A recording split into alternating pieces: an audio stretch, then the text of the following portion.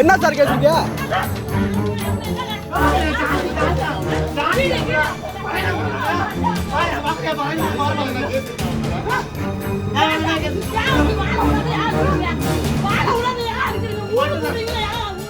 கும்பகோணத்தில் இரட்டை கொலை வழக்கில் ஜாமீனில் வெளிவந்தவரை கஞ்சா வழக்கில் கைது செய்ய போலீசார் வந்தபோது அவர்களிடம் முண்டியடித்து முரண்டு பிடித்து அழைத்து செல்ல முயலும் போது அவரது உறவினர்கள் பெற்றோர்கள் போராடுவது போல காணொளி வெளியாகி பரபரப்பை ஏற்படுத்தி வருகிறது.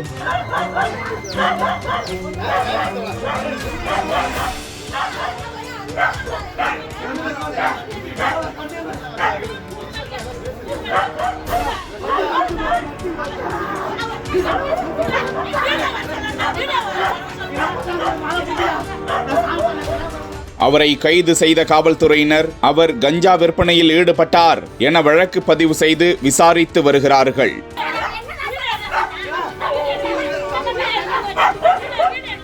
கும்பகோணம் அருகே உள்ள திருவிடைமருதூர் தாலுகா சோழபுரம் துலுக்கவேலி என்ற பகுதியில் கடந்த 2 ஆண்டுகளுக்கு முன்பு 2 பேர் கொடூர ஆயுதங்களால் கொடூரமாக கொலை செய்யப்பட்டனர். இந்த வழக்கில் தற்போது போலீசாரால் தூக்கி செல்லப்பட்டிருக்கும் ராஜேஷ் கைது செய்யப்பட்டு சிறையில் அடைக்கப்பட்டிருந்த நிலையில் ஜாமீனில் வெளியே வந்ததாக கூறப்படுகிறது. இந்த நிலையில் அவர் திருப்பனந்தாள் உள்ளிட்ட சுற்றுவட்டார பகுதிகளில் கஞ்சா விற்பனையில் செய்து வருவதாக போலீசாருக்கு ரகசிய தகவல் கிடைத்ததாம். இதனைத் தொடர்ந்து திருவிடைமருதூர் காவல்துறை கண்காணிப்பாளர் ஜாஃபர் சித்திக் அறிவுறுத்தலின் பேரில் சோழபுரம் காவல்துறையினர் சுற்றுவட்டார பகுதிகளில் தீவிரமாக கண்காணிப்பு பணியில் ஈடுபட்டதோடு துலுக்கவேலி தெருவை சேர்ந்த ரஜினி என்பவரது மகன் 23 வயதான பிரபல ரவுடியான ராஜேஷை வீட்டிற்குள் புகுந்து தூக்கினர்.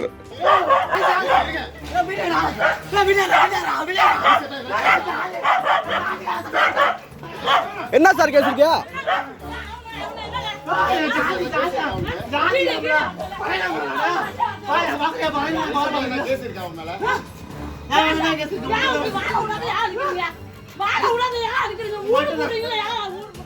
அப்போது அவரது தாயார் உள்ளிட்ட உறவினர்கள் எதிர்ப்பு தெரிவிப்பது போலவும் ராஜேஷை வலுக்கட்டாயமாக வெளியே இழுத்து கொண்டு வரும்போது வீடியோ எடுறா என கூறிக்கொண்டு முண்டி அடித்து முரண்டு பிடிப்பது போலவும் அந்த காணொளியில் பதிவாகியிருக்கிறது.